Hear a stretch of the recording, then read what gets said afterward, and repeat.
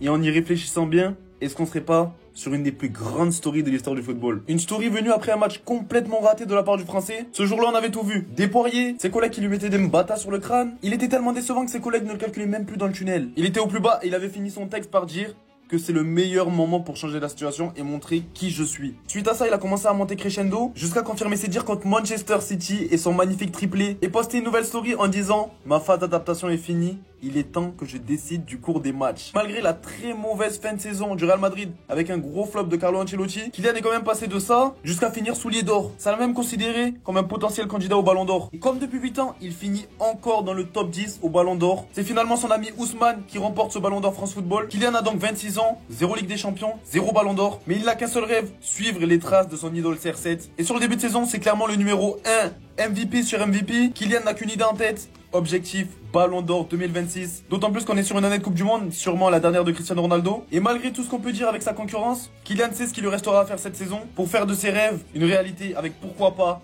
un sacre qui serait remis par Cristiano Ronaldo. Et bien que les saisons viennent de commencer, dis-moi en commentaire qui de Lamine ou Kylian obtiendront ce sacre ultime. Décidément, les défenseurs de Liga ne comprennent toujours pas. Ça, c'était face à Osasuna cette saison en Liga. Mbappé qui déborde, qui met une feinte de centre. Le défenseur, il tacle, il prend les jambes de Mbappé, penalty. Et aujourd'hui, face à Levante, copier, coller. Ils ne retiennent pas la leçon. Et le penalty, évidemment que c'est lui qui le tire. Et pour l'occasion, il va tenter une panenka, il va la mettre. Il dit panenka ou bien lob, c'est la célébration piquée. Voilà. Je me rappelle quand il avait tenté celle-là face au FC Barcelone et qu'il avait vu ses buts refusés. C'était hard. Parce que c'était pendant le Classico qu'il avait fait pour la première fois. Et les gars, Mbappé sous projet Lox, sous un Ballon d'Or, il est inévitable. À chaque match, il va marquer. Tu sais jamais comment. Voilà, tu te poses des questions, mais aujourd'hui, il va faire comment pour marquer? Long shot. L'autre fois, tu te dis, mais il va faire comment pour marquer aujourd'hui? Décroche un penalty, but. Il est inévitable. C'est vrai que le Real Madrid obtient quand même beaucoup de penalty, mais en même temps, quand tu as des joueurs aussi perturbateurs, que ce soit Vinicius, Rodrigo, Mbappé, Mastantuono sur tes ailes, forcément, c'est des dribbleurs et forcément, ils vont récupérer des fautes dans la surface de réparation. Et aujourd'hui, vu qu'il a mis un doublé, son deuxième but, cette fois-ci, ce sera dans le jeu, sur une passe d'Arda Güler. Là, je me pose la question, cette saison, ils se sont échangés combien de buts déjà?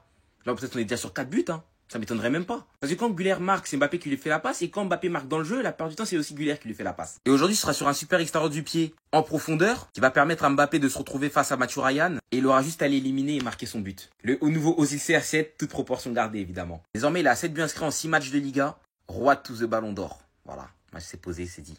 Je vous jure, je crois qu'on a trop oublié cette vidéo. Le loser. Le Kicks qui désigne Le joueur qui a permis à ses équipes de perdre tout le mois d'avril. le joueur le plus nul de l'entraînement, les Il y a gars. eu 3 finalistes, C'est le dictateur qu'il pensait être. Camara et Michou. Et le vainqueur du loser of training, avril, Edouard Michou. En plus, il le donne à un jeune. C'est vraiment un bâtard. Et regardez Kurzawa comment il filme. Je crois que c'est même lui le pire en fait. Je vous dis, mais personnellement, ça là, j'aurais vécu comme une humiliation. Même si on sait que c'est du troll.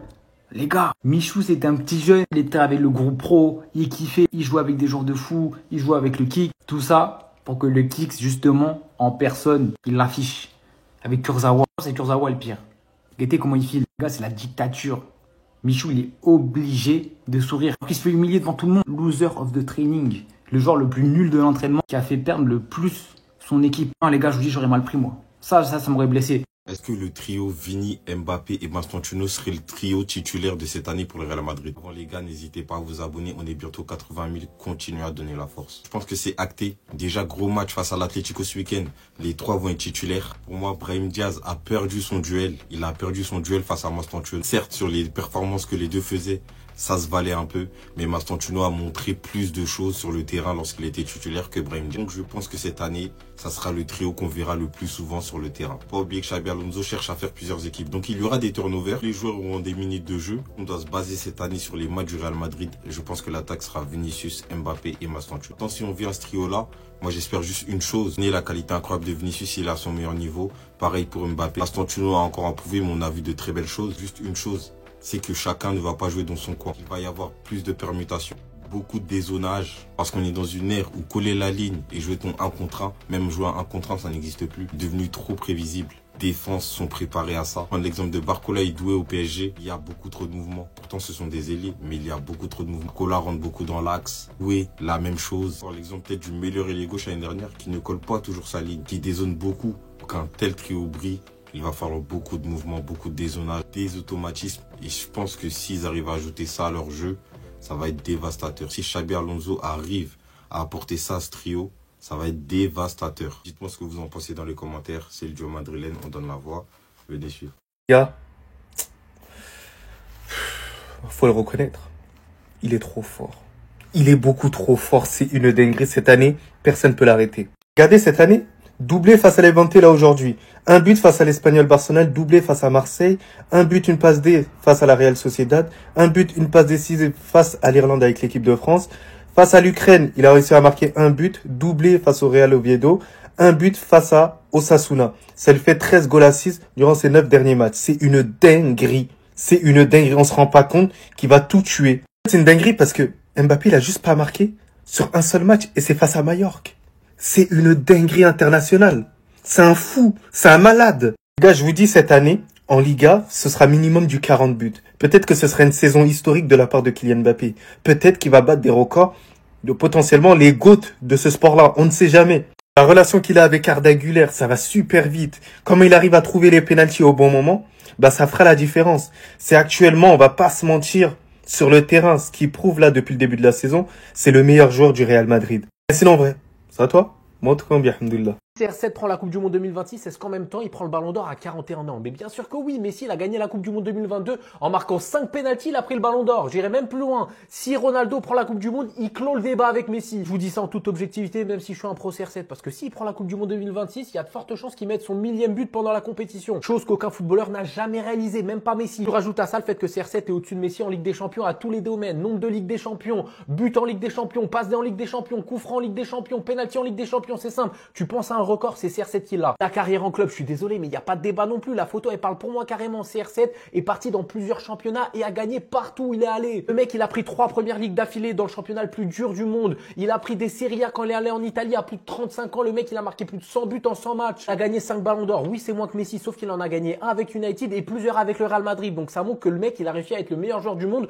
dans 2 championnats différents. Bref, si CR7 prend la Coupe du Monde 2026, il prend un ballon d'or en même temps. Il gagne tous les trophées possibles avec le Portugal, dont 1 euro, 2 Ligue des Nations. Il aura marqué 1000 buts, le seul joueur à atteindre ça. Tu rajoutes à ça tous les records qu'il a en LDC, la compétition la plus dure en club. Mais le débat, bien sûr, qui sera clos, CR7, ce sera le meilleur joueur du monde.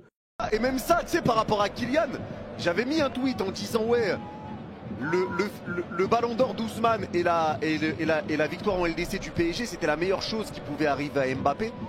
Il y en a qui avaient répondu, quelques-uns qui n'ont pas compris le sens et qui avaient mis ouais, le syndrome du personnage principal, MDR, tu vois, des trucs comme ça. Mais pour moi, c'est une réalité.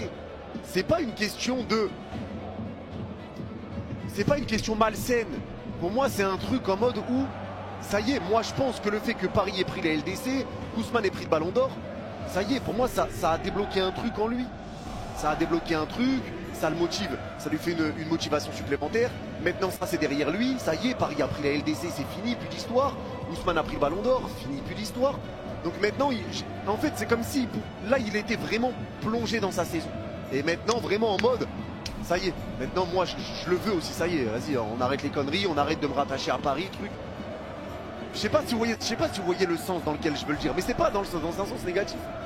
Il y en a qui l'ont mal compris, mais c'était pas dans un sens négatif. Ce qu'il faut dire sur monsieur Kylian Mbappé, Mbappé peut faire la différence à n'importe quel moment. Et c'est la preuve qu'il est en forme. Et c'est la preuve qu'il est prêt. Et c'est la preuve qu'il a faim, la preuve qu'il est déter. Mbappé te met un doublé aujourd'hui. Mbappé, même si tu ne le vois pas, tu peux le voir à la 70e, à la 85e, tu lui en donnes une, il va la claquer. Cette année, il va la claquer. Il est prêt. Il est prêt et il est plus que prêt. Tous ceux qui vont critiquer Mbappé parce que Mbappé a mis 5 pénaltys, quand il récupère un pénalty comme ça, je suis désolé, mais c'est mérité. C'est mérité. Moi, j'appelle pas ça un pénalty où tu fais rien du match ou autre. Ce pénalty qu'il a récupéré, il le mérite. Le but, il le mérite. Parce que quand Mbappé récupère ce penalty, c'est exactement ce qu'il veut récupérer. Il le sait. Quand il fait ce geste-là, ne vous dites pas qu'il se dit je veux dribbler et après je vais enchaîner la frappe du gauche. Non, il se dit je sais qu'il va tacler. Il va me toucher, je vais tomber. Et je vais prendre le penalty. Et je vais marquer. Et il l'a fait, c'est la 2e fois. Donc à un moment donné, la manière dont il le récupère, ce but est totalement mérité.